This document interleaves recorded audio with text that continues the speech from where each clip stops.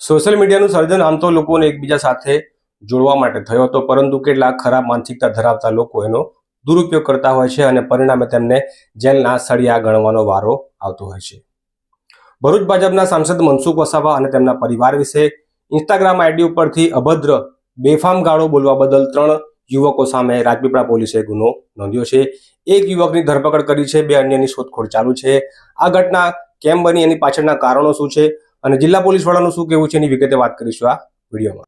વૈષ્ણવજન તો તેને કહીએ જે પીડ પરાઈ જાનાને રે.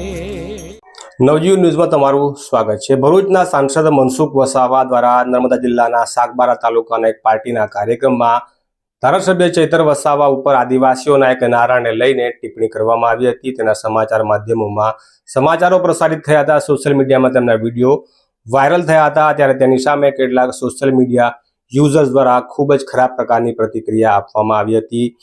જે મનસુખ વસાવા છે તેમના પરિવારના મહિલા સદસ્યો વિશે ખૂબ ખરાબ પ્રકારની ગાળો ભાંડવામાં આવી હતી. એવા 3 જે ઇન્સ્ટાગ્રામ આઈડી હેન્ડલ છે તેમની સામે રાજપીપળા પોલીસે ગુનો દાખલ કર્યો છે. ત્યારે આ ઘટના તે વખતે બહાર આવી જ્યારે તેમના મનસુખ વસાવાના જે સોશિયલ મીડિયાનું સંચાલન કરતા યુવકના ધ્યાનમાં વાત આવી હતી. તેમણે જે સાંસદ જે લોકસભામાં બજેટ સત્રમાં હાજર હતા તેમને ફોન દ્વારા જાણકારી આપી હતી કે આ રીતના જે કેટલાક સોશિયલ મીડિયા યુઝર છે તેમના દ્વારા ખરાબ પ્રકારની, અભદ્ર પ્રકારની, ખૂબ અશ્લીલ પ્રકારની ટિપ્પણીઓ કરવામાં આવી રહી છે. ત્યારે આ મામલે સાંસદ મનસુખ વસાવાએ પણ આ બાબતને ધ્યાને લઈ તેમના જમાઈને કીધું હતું કે તેમણે રાજપીપળા પોલીસ સ્ટેશનમાં ફરિયાદ નોંધાવવી જોઈએ. ત્યારબાદ રાજપીપળા પોલીસે આ 3 જે ઇન્સ્ટાગ્રામ આઈડીના જે હેન્ડલર છે તેમની સામે ફરિયાદ નોંધવામાં આવી હતી. એક યુવકને જે ગરબાડા તાલુકામાંથી પકડી લાવવામાં આવ્યો છે, અન્ય 2ની શોધખોળ હજી ચાલુ છે. ત્યારે આ મામલે નર્મદા જિલ્લાના નાયબ પોલીસ વડા અધિક્ષક છે તેમનું શું કહેવું છે, જો આ વિડીયોમાં. સર, હાલમાં જે સાંસદ શ્રી સામે સોશિયલ મીડિયામાં જે અભદ્ર ટિપ્પણીનો મામલો સામે આવ્યો છે, ત્યારે એમાં હાલ શું સ્થિતિ છે એફઆઈઆર નોંધાયા પછી?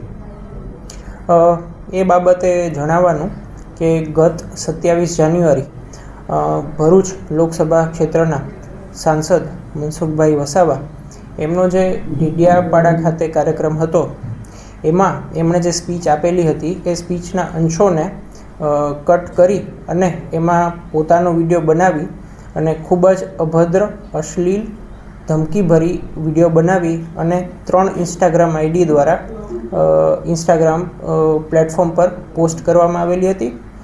ઇન્સ્ટાગ્રામ આઈડી છે AK johar 20, SK Parmar MP 69 અને AK માવી 01. આ જે 3 ઇન્સ્ટાગ્રામ આઈડી હતી એમના ધારકો વિરુદ્ધ રાજપીપળા પોલીસ સ્ટેશનમાં BNSની કલમ 351(2), 296(2) અને 356(2) મુજબનો ગુનો દાખલ થયેલો છે, જે પૈકી એક આરોપીની ધરપકડ થયેલી છે. સદર ગુનો તારીખ 4 ફેબ્રુઆરી 2025ના રોજ રાજપીપળા પોલીસ સ્ટેશનમાં રજીસ્ટર થયેલો છે. ઓકે, એ જે ફરિયાદ થઈ છે એમાં ટોટલ મેં કહ્યું એ પ્રમાણે 3 ઇન્સ્ટાગ્રામ જે આઈડી છે એ પૈકી AK જોહાર 20 જે ઇન્સ્ટાગ્રામ આઈડી છે એમના ધારક જે લાલો નાગજી ડામોર, જે ગરબાડા તાલુકા, જિલ્લો દાહોદના વતની છે, એમની ધરપકડ થયેલી છે. અન્ય 2 ઇન્સ્ટાગ્રામ આઈડી SK પરમાર 69 અને AK માવી 01 એમની ટેકનિકલ સર્વેલન્સ અને હ્યુમન ઇન્ટેલિજન્સના આધારે શોધખોળ ચાલુ છે. આ બાબતે છે BNS 351(2), 296(2), 356(2) એટલે કે ગુનાહિત ધમકી, અભદ્ર ટિપ્પણીઓ અને બદનક્ષી બાબતેનો ગુનો દાખલ થયેલો છે, જેમાં 2 વર્ષ સુધીની સજાની જોગવાઈ છે. આ તબક્કે હું આપના માધ્યમથી તમામ જાહેર જનતાને એક અપીલ કરવા માગું છું કે સોશિયલ મીડિયાનું પ્લેટફોર્મ છે એ આપણી અભિવ્યક્તિની આઝાદી, સ્વતંત્રતા માટે છે, પરંતુ આપણી આ સ્વતંત્રતા એ સ્વચ્છંદતા ના બની જાય અને એનો ઉપયોગ આપણે કોઈ વ્યક્તિની પ્રતિષ્ઠા ખરડવા કે એમને ધાક ધમકી આપવા અને એમના વિરુદ્ધ, એમના પરિવાર વિરુદ્ધ અભદ્ર, અશ્લીલ ટિપ્પણીઓ કરવા માટે ઉપયોગ ના કરીએ અને ખૂબ જ સમજપૂર્વક આપણા સોશિયલ મીડિયા અને આપણા વાણી સ્વાતંત્ર્યની આઝાદીનો ઉપયોગ કરીએ એવી તમામને અપીલ છે.